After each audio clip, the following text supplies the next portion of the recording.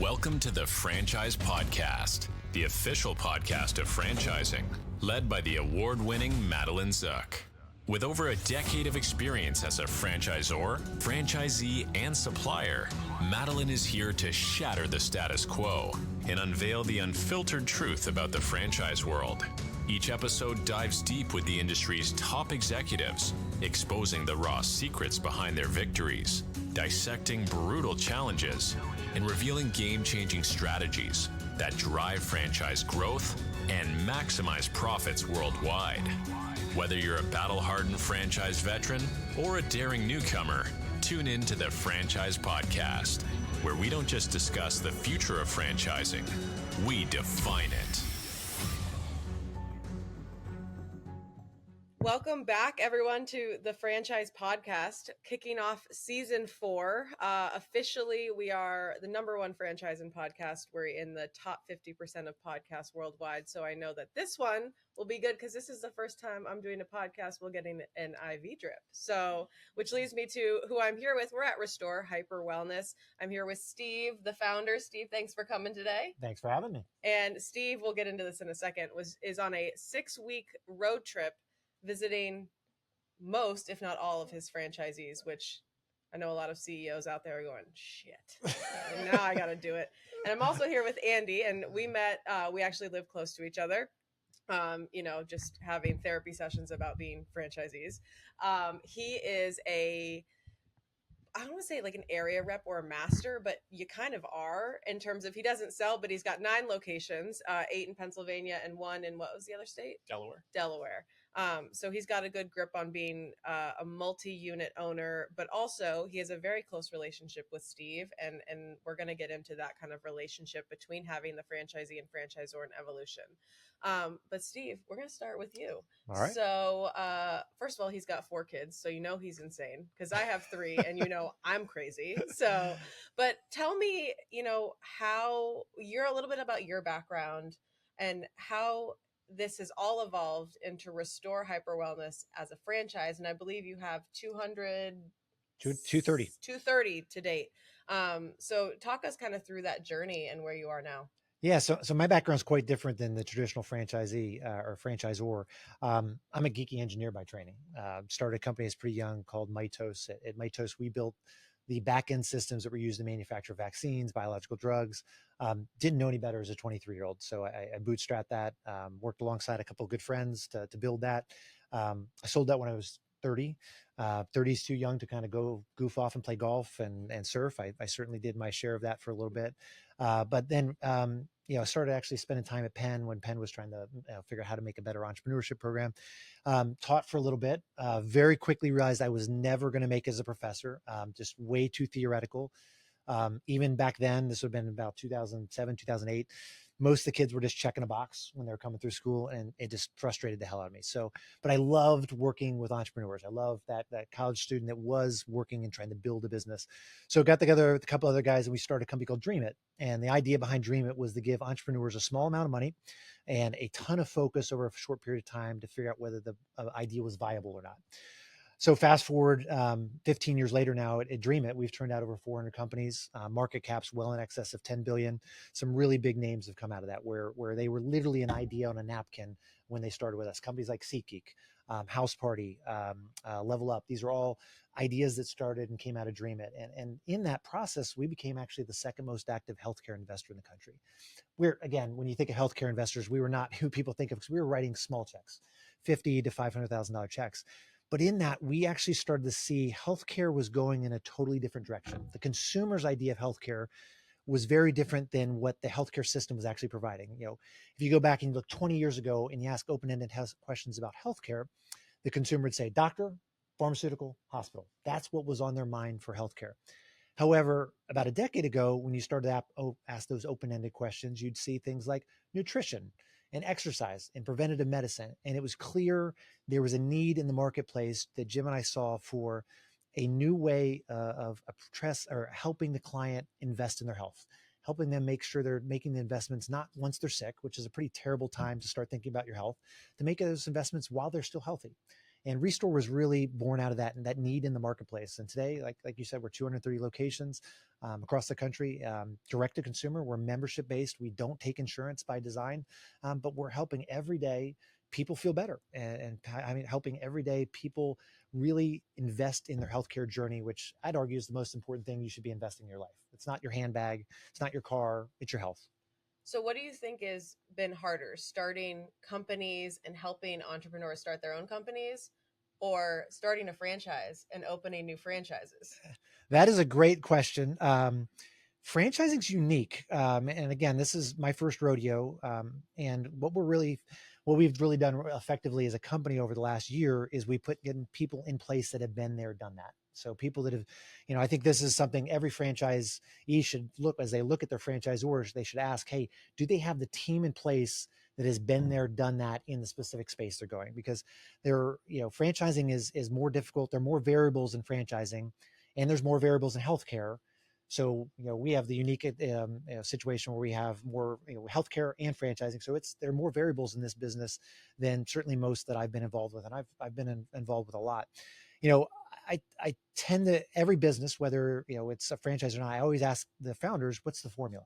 What's the formula of the business? And what I mean by that is, specifically, I think every good business knows the formula of what success looks like.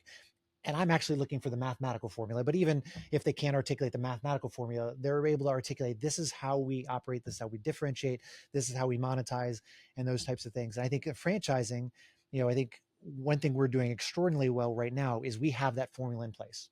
So you had mentioned, I certainly have not gotten all 230 locations in the last 6 weeks. I wish I could have, but I've been in over 20 states. I've been in over 50 studios. And part of the reason for that time we're out in the field is we now do have that formula. We've invested heavily over the last year to get that formula in place, everything from a sales process, a client service process, to what a studio manager has to do every day, to what a nurse has to do every day, what success looks like, what that formula looks like on a daily, weekly, monthly, annual basis. And you'd mentioned Andy is a successful franchisee. He is not only a successful, this team was franchise of the year 2 years ago. He is the head of our franchise advisory council. And when I stepped into this role, one of the top priority was to put together a very effective franchise advisory council. Because I think when I went out and studied franchising, the successful franchisors have a very healthy relationship between franchisee and franchisor. And most of the time that came from the Franchise Advisory Council, an empowered Franchise Advisory Council that can speak on behalf of the people that are in the field that invested millions of dollars in building out studios. So, Andy is unique. He has been a huge partner, not only to me, but every franchisee in the system. And there's a number like Andy. Andy's certainly had a huge influence, but the unique thing, and the thing I love about franchising is how you have those individual owners out there that are passionate, they're in their market, they make better decisions. You cannot replicate that. There's no corporate owned system out there where you can replicate what they're doing here in Philadelphia. It just can't be done. And you have hundreds of those around the country helping each other and learning from each other and benefiting from each other. And that's what makes franchising so powerful. That's why it is a better model in my mind to build out locations across this country. So Andy, switching over to you, it's, we hear Steve and we hear his journey of kind of how he got into the health and wellness space and eventually realizing the best way to expand this is to go into franchising. For you, why Restore Hyper Wellness? Because you could have said, I want to go quick service. I want to go home service.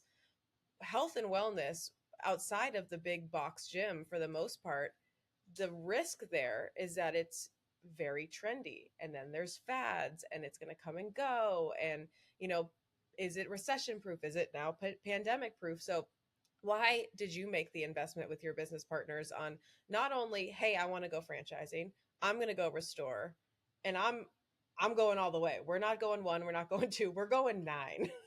Well, and eventually probably 10, 11, 12. Correct. Yeah. I mean, what I'll say is we didn't have it that well planned out. We never do. It sounds really great for me to sit here and tell you like how we had this all figured out and we made all these smart decisions. But I mean, it really started with the relationship. That's how most things have worked out in my life. And I was working in the medical device industry, and we had a marketing director that introduced me to Steve's partner at the time, Jim Donnelly, and he was starting a company called Restore. And I was very interested in health and wellness. I was a recreational athlete and was always in tune to different, therapies that could keep me going. And I thought it was really cool what they were building. I didn't realize that, I didn't even realize the franchising space was what it was. Mhm. I was kind of opening a business, and only later on did I realize like the power of franchising, with our peers across the country and the corporate team. And I will say from a health and wellness standpoint, there's a couple things that I'll say we learned. We started this as a side business. Mhm. We were going to have a couple of locations.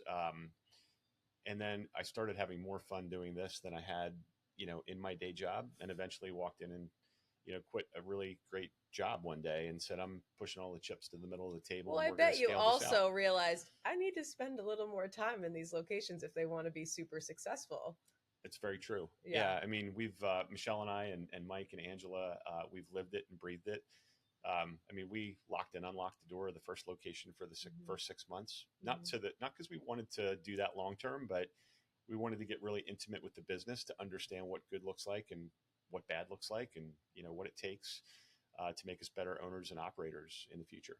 And the reason I bring that up is because one of the biggest trends or words in franchising now is responsible franchising. And honestly, it's pissing a lot of people off because that's what the baseline should be. But unfortunately, with a lot of organizations that have now realized, the barrier to be a franchise is relatively low. I mean, any of you listening could say, I have a business model, go pay a company $100,000, they'll give you an FDD and off you go selling franchises. I mean, it's that technically that easy. Now, that doesn't mean you're going to be successful.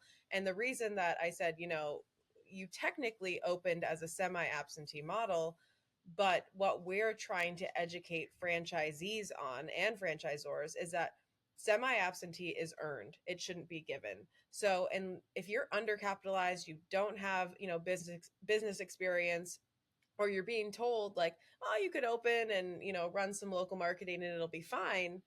That's not franchising. And the way I describe it is it's like, when was the last time you met a mom and pop shop that said, oh, we're going to invest our life savings, we're going to open a local business, now we're not really going to be there.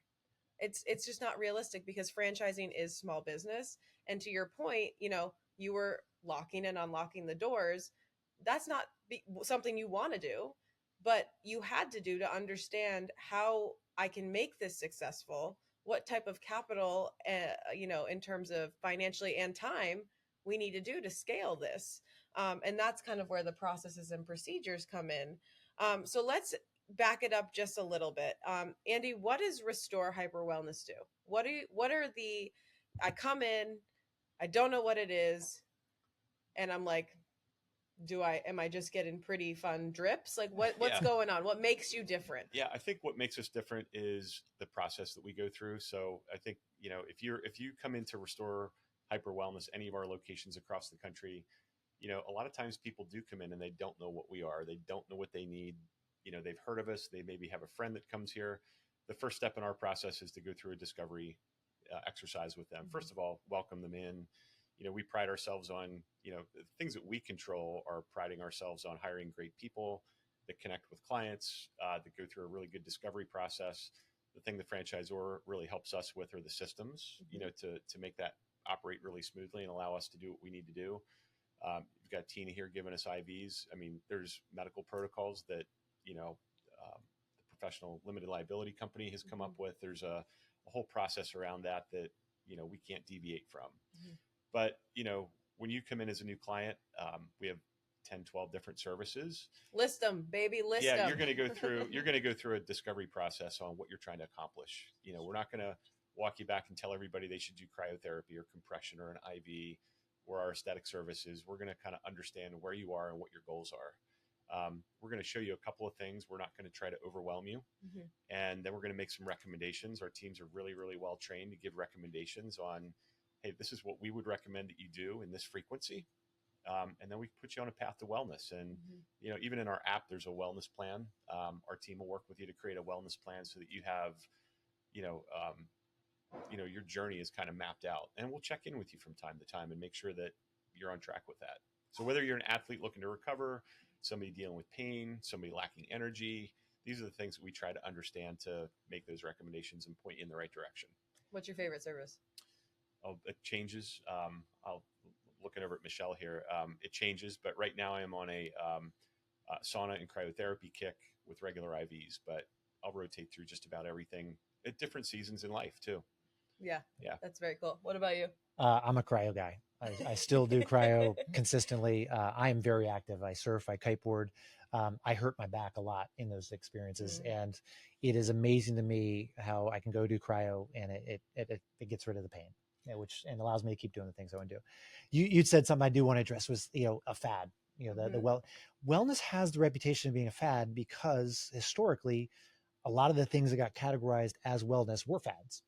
What we have been very purposeful about is making sure we bring on therapies here that are not fads, that have proven science-backed long-term benefits to the consumer. And the things, if Andy will kind of walk through all the services we provide, every single one of those, there is data that shows it has an impact and can have a meaningful change in somebody's life. And I think that's where it is quite different today than it was, even looking back 10 years ago, what people were calling wellness. Today's wellness is very different.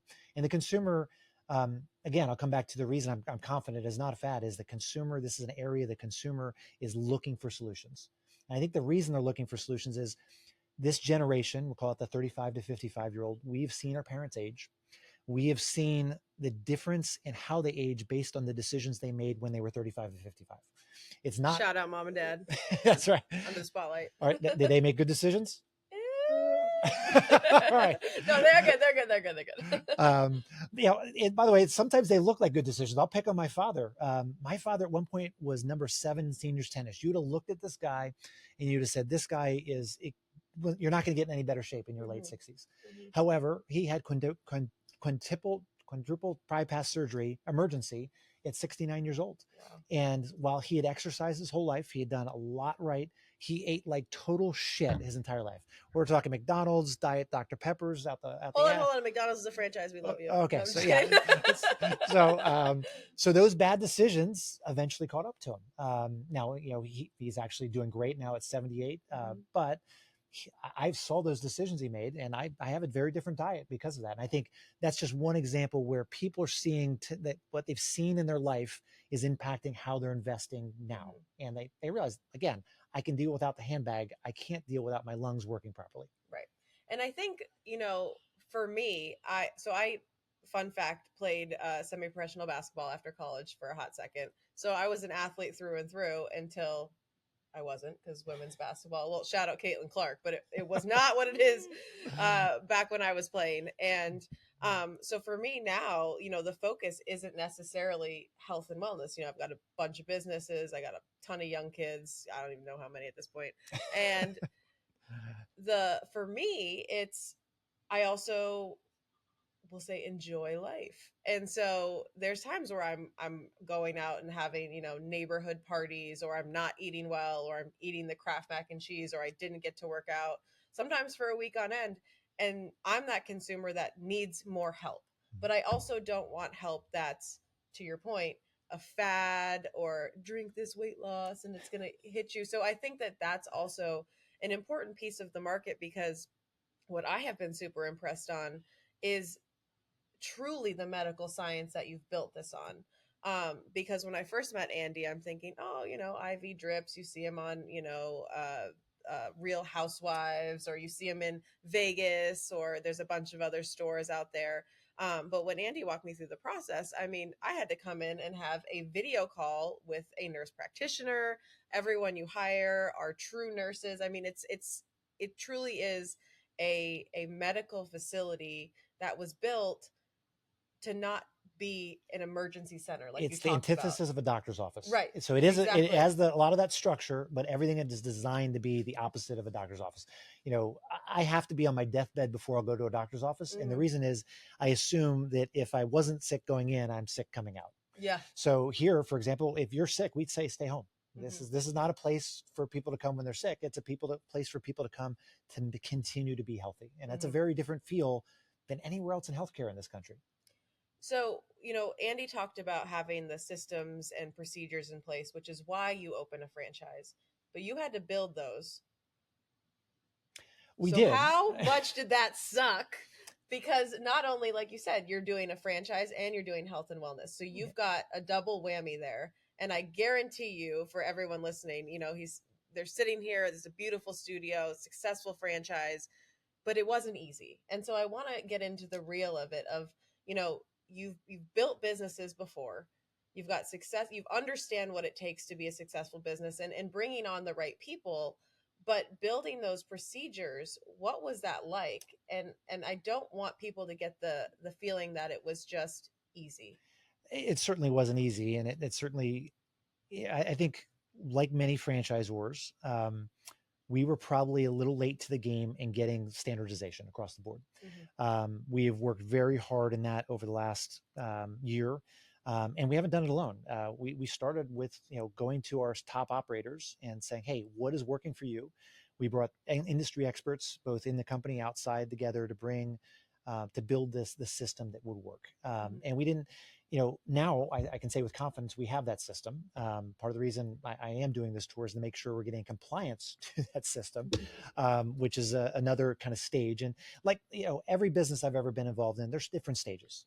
There's different stages of the talent you need to go from a million to go to 0 to a million. There's a different talent you need to go from 1 to 10, 10 to 100, 100 to a billion.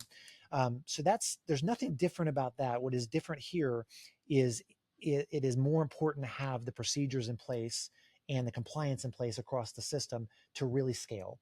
There are more than a few franchises out there that have done a good job of selling franchises, but not actually supporting the expansion of franchises.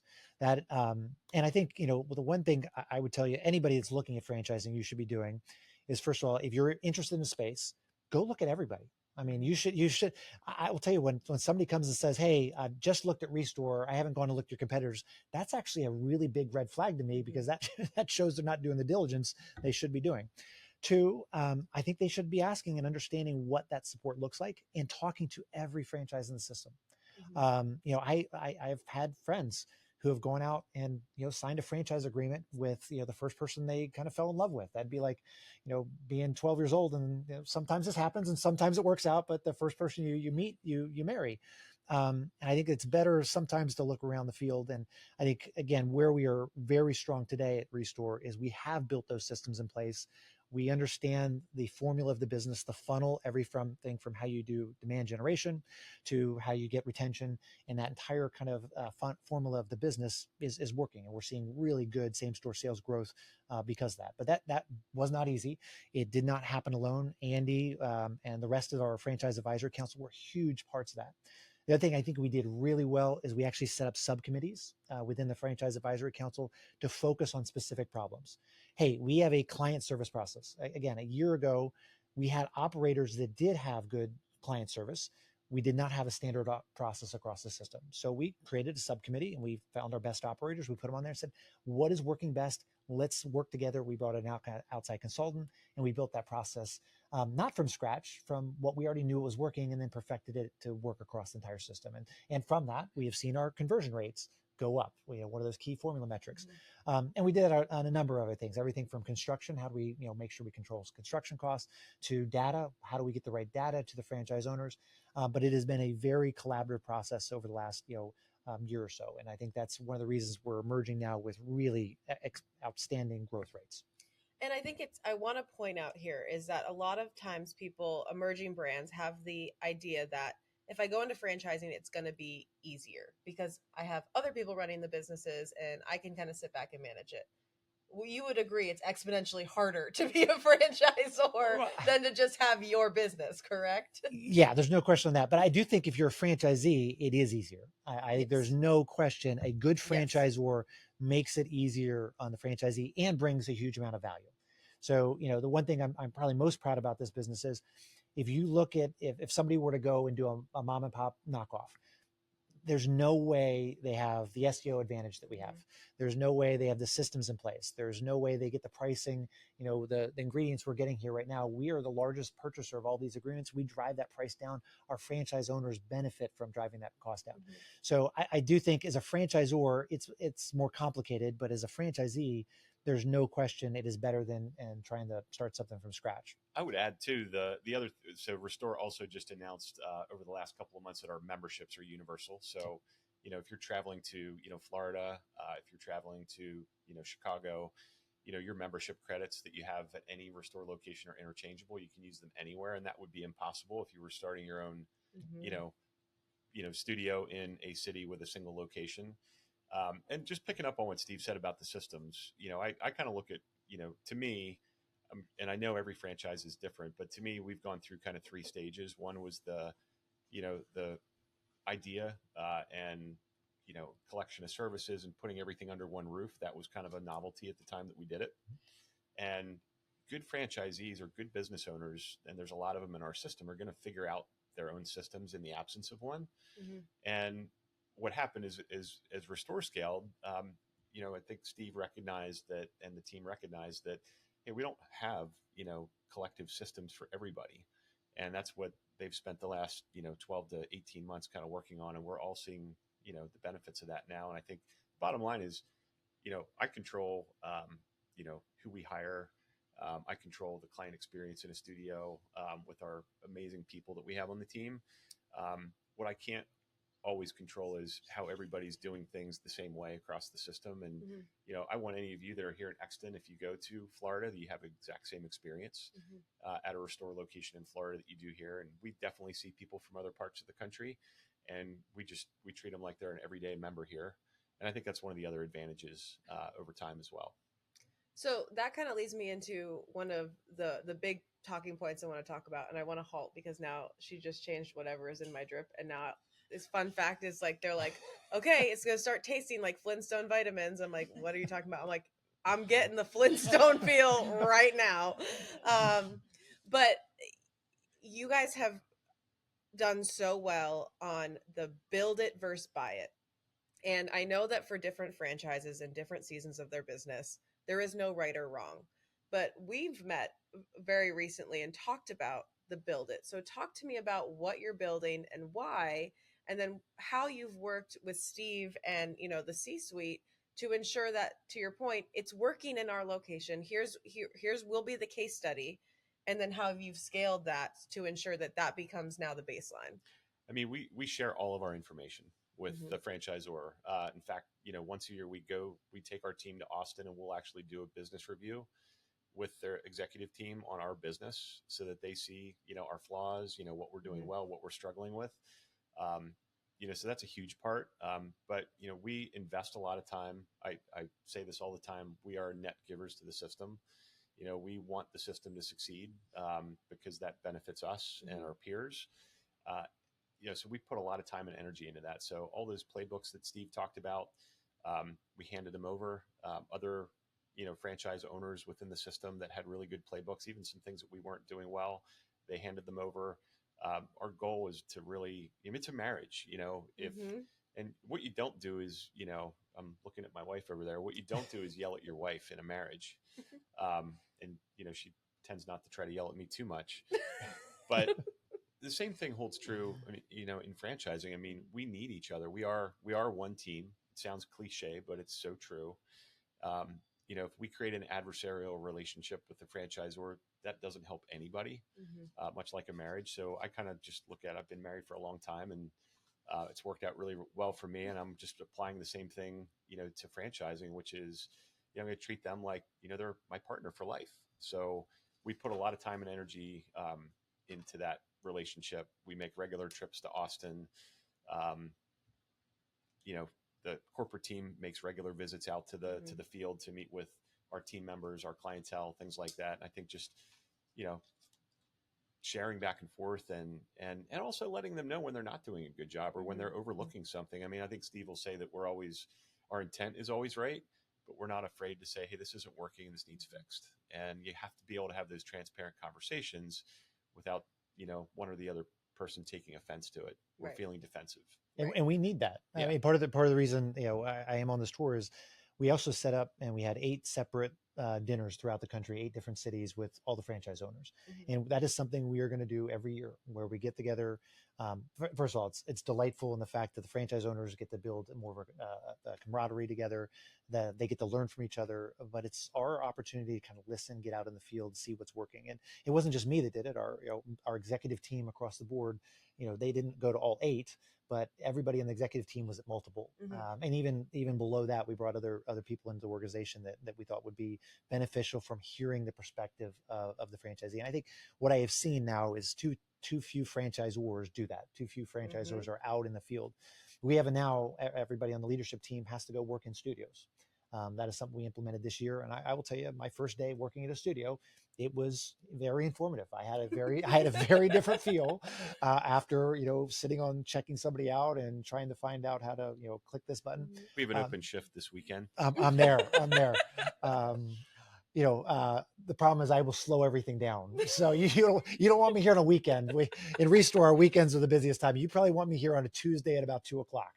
So but I think having that team understand and be able to relate to what it means to be in a studio is important. I think, again, people that are looking at franchising, those are the questions you should be asking of your franchisor. Are they doing those things? Do they understand what it's like to be in a studio or whatever business they're running? And are they focused on just selling? Because I'll tell you, as an investor, and again, I'll take my investor hat off, what I have now seen is the key metric that everybody's focused on from an investment standpoint. How many units do you sell? Oh, How many units did you don't sell? get me started. And I get that, because as an investor, I get it from that perspective, but that is probably not the metric. If you're going into a franchise system, you should be looking at. In fact, it should be one that should scare you if you see a ton of units sold, but no units opened or very few opened. That is the big red flag. Wait, that doesn't totally make sense. Unopened. Sold unopened. Yes. So, I'm spending a lot more time now talking about franchising, because I think, we have learned a lot over the last 8 or 9 years of building this business, both good and bad. And we want to make sure people in this space, when you're making an investment to be a franchisee, it's a huge investment. It's a huge commitment for years in your life. And making that decision in an informed way, I think, is critical to success of all franchisees and the entire economy. So that's why we're very open about how we're doing things and what we think works and what we did wrong. If you think about the perfect Restore candidate, that might be different than another, franchise industry concept or something along those lines. And I think Restore's put a lot of time and effort in understanding who makes a great franchisee in our system. And I think one of the things that Steve would tell you is that engaged ownership teams,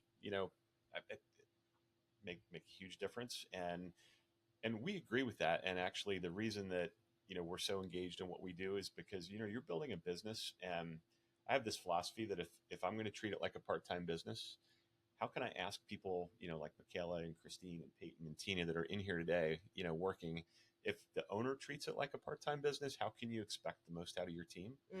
So really, these people are amazing. They want to be here for a really long time. They want career growth, career opportunities. And, we have 110 people on our team across our 9, studios. And we get up every day because we owe it to them to create something so that they can do what they do with our clientele that comes in the door every day too. I think some of my favorite stories are the people that have worked in the franchise units that go on to open their own franchise unit. We had one in Made Pro. And she had been a manager for one of our owners for a long time, and probably, she was doing well, but she's a manager at a Made Pro, probably was never going to be financially qualified to go move and buy her own territory. And I kid you not, she won the lottery. She won the lottery, found the ticket in the bottom of her Made Pro car, went into the owner, and they both celebrated because she knew that she could finally open her own. And that is like a true essence of franchising and having that career path.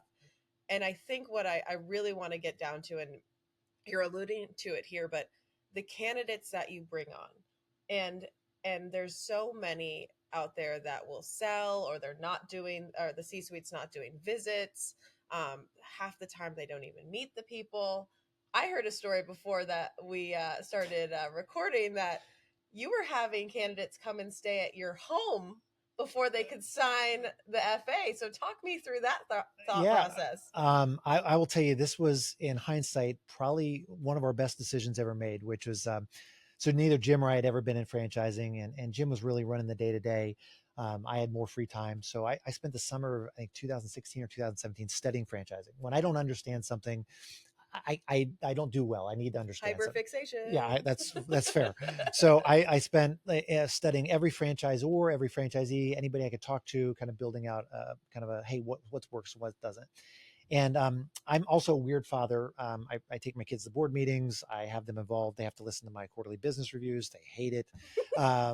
But my father, when I was younger, my father was a vice president of DuPont. He used to make me listen to everything he ever did. And in hindsight, it turns out that was really important. So my kids get to suffer through the quarterly business reviews still. But in that process, I pitched to the kids. I said, "Hey, here's the advantages and disadvantages of franchising." And the biggest disadvantage was, you could lose control of the brand. Somebody put an IV in you right now. We're putting fluid directly in your bloodstream. That is a very intimate process. And we were concerned about, what does that feel like in a franchise model? Nobody had done that. So my daughter, my oldest child at the time, I think was 10 or 11, said, "Well, Dad, I have a solution, which is they should have to come and stay with us. So we get to know them. So we know It was who your we're daughter's idea? My daughter's idea. And she's going to take your place. I hope. So we, up until about 2000, for several years, every franchise owner, Andy and Michelle and Mike and Angela, they came and stayed at our house for several days. They worked in the studio, and our early decisions on franchise owners were spectacular. Because it was a little bit of a self-selection process, which is you had to come to Austin. You had to spend several days. So if nothing else, we knew you were serious. Mm-hmm. And now I've seen other franchises and other decisions we made where like people are like, "Oh yeah, I'm going to do it." And they really haven't thought through that decision. They really haven't committed to it. We had everybody committed, and I think they knew who we were and what we were getting into. And I think that was, again, there was a point at which my wife said, "I can't run an Airbnb any longer." So and again, they would be with us at breakfast. They'd be with us at dinner. It was lovely. I love the time. It's one of my favorite times in my life because that was great for the kids and the whole family. But there was a limit when you start getting to the size Sure. we were getting at. But yeah, I think I will tell you, if I would ever start something from scratch in the franchise space, I would start with that 100%. Because it is a marriage. You have to know who you're getting in bed with. And I think too few people take that seriously. I tell people it's easier for me to get out of my marriage than the 4 FDDs I'm in. Like, that's fair. For sure. But I think too that there's what makes franchising beautiful, but also risky and unique, is that it is so emotionally based. So I say franchising is always the gray area because you're always going to have the bottom line, but then you're always going to have that validation piece. And I'll talk to you, Andy, about that next. Of, do the franchisees feel that they're being successful? Do they feel supported? And if they don't feel that way, even if the numbers they're bringing in money and the numbers are lining up, if they don't feel happy, you're, as a franchisor, not going to grow.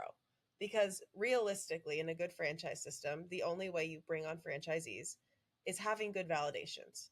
And without that, you're probably, one, if you don't have good validations, you're just not you're not a good franchisor. The model's not going to work. And two, you're going to lose that sense of camaraderie. And if you break that foundation of the franchise community, then the brand fractures as well. So Andy, what is that validation piece like to you?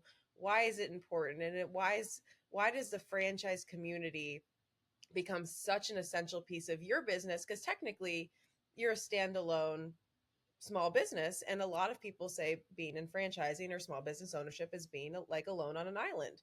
You don't go in, you don't have coworkers. I mean, it's you against the world. So what does that franchise community mean to you, and why is it so important that the franchisor is in fact dedicated to bringing on people like yourself? It's incredibly important. A lot of the things that we do, I mean, like I said, we share a lot of what we do. So do other, businesses or other, franchise owners in the system. There's a regular group of, even beyond the franchise advisory council of 6 to 8, franchise owners that I talk with regularly, that some of them actually are, places where we haven't been yet. They might be in 5 different brands and have upwards of 80 different locations of a variety of concepts, which is, we're hoping to continue to grow. We call those mumbos, multi-unit, multi-brand. Yeah. So I always want to talk to the people and have relationships with people that are going where we haven't gone yet, because they know what it needs to look like at the stage that we're at, Mm-hmm. because everybody made some mistakes, and everyone would go back and say they would do something differently. Mm-hmm. So we love talking to those people, and then we also like to talk to the single unit operators that are coming into Restore, the person that's going from 2 to 4 locations, that we can also share our secrets of, hey, these are the mistakes that we made. Mm-hmm. And it's just a really great community, and we've really started to reach out even beyond Restore now, because there's not every idea that's great emanated from here, right? Mm-hmm. And even meeting people like Eric Van Horn from Mm-hmm. Front Street Equity, and just other people in the franchising space. There's just a lot to learn on how to do it well, Mm-hmm. how to be successful, and how to grow your team and just hire amazing talent. And that brings me to our final question, because we're coming up on time, is and I'll start with you, Steve, is what's next for Restore? Because I say a lot in franchising, as much as it changes, it doesn't. And that's why it's been around for so long, because it's tried and true.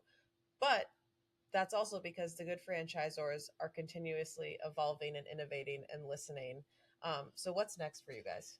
Yeah, for us, what's next is, we are going to continue to make sure we get standardization across the system, and so that it works for everybody. We have franchise owners that are wildly successful. We have others that are struggling, and we got to make sure that everybody's successful.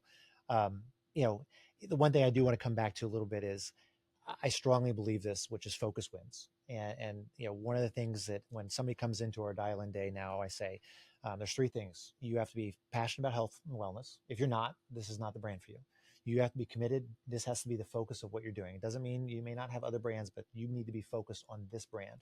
And last, you need to be in market. Those 3 criteria are critical for our success. We've seen that across the board. So what's next for us is to continue to get the success we've actually really are generating right now. We're seeing really accelerating growth. I am again, you kind of picked up a math geek. We are seeing our second derivative of our leading indicators all move in the right direction. I have no idea what any of that just meant. I couldn't even spell it. We'll explain after we're done. But what it means is the rates of growth are moving in the right direction, and you can see people tend to focus on revenue. Okay, it's the obvious thing, or profitability. It's the obvious thing. That usually is a lagging indicator. The leading indicators, there's a number of other things in almost every business where you can see the leading indicators, and that tells you where you're going to go. And those cases, you can see when things are getting worse before they get bad. What are some of those indicators? For us, the leading indicators are no question first-time visits. How many new people are getting in a studio? What our conversion rate of those first-time visits are to members, what our churn rate is of those members, and what the number of services per member performs. If you look at those 3 things, you're going to be able to see where business is months out and well in advance. So in fact, if you tell me how many members a studio has, and you give me those 3 numbers I asked for, I'll tell you what the revenue is, and I'll tell you what the revenue is going to be 3 months from now. So we are seeing all those things move in the right direction, which is exciting, and we're very passionate about. What is tough in the wellness space is the amount of opportunities. There are so many things. I'm not exaggerating when I say every day I get an email from a franchisee that says we should add this every day, without question. And I get an outside vendor that says, hey, we'd like you to add this. And they're all good things. I mean, many of them are great products. The question is, and what we're focused on is how we prioritize those that are going to help the client. They're going to help our members live better, more healthy lives, and really have an impact on their health. And then 2, that fit into our model, that allow us to work and can work in the system that we have set up, that we think is truly unique. Arguably the largest scaled retail healthcare system in the country, and making sure they fit in those 2 criteria. So I don't want to say what we're going to do, but we will continue to invest as a brand in making sure we're moving the needle for our clients, really improving their health. And that's what we're focused on. And what's been your favorite Restore moment in time, or one of your favorites? That is a great question. I think it was Tuesday night, this past Tuesday. I got to spend my 19th anniversary, wedding anniversary, not with my wife, but with franchise owners. A little bit of a joke there, obviously, but it is this last year. I have enjoyed getting to know the owners in a much deeper way than I have historically, and really solving problems. And I will tell you, I am to Andy's point, and a question you asked earlier, probably one of my weaknesses in a franchise system is I'm not particularly emotional. Okay. Mhm. And I have been referred to by franchise owners as a robot. Um, Hopefully what they'll appreciate over time is that's because I'm focused on solving problems, and I'm not going to get emotional about problems. I'm going to understand what the issue is, and then I'm going to build a problem statement, and then I'm going to build a solution underneath that. So what has been the most rewarding to me the last year is we really have moved the system into a totally different state where we do have the playbook, the restore playbook. This is what works. We know it works. I can go into any studio and say, this is what you should be doing. Here's why you should be doing it. And that feels really good. And I love that because when I first started at a franchisor, I was in marketing, and fast forward, a decade later, and he spoke at my wedding, and is a daily part of my family's life. And so those are the types of relationships that we're building. Like you said, both of you, it's a marriage, and it's beyond that. It's business too.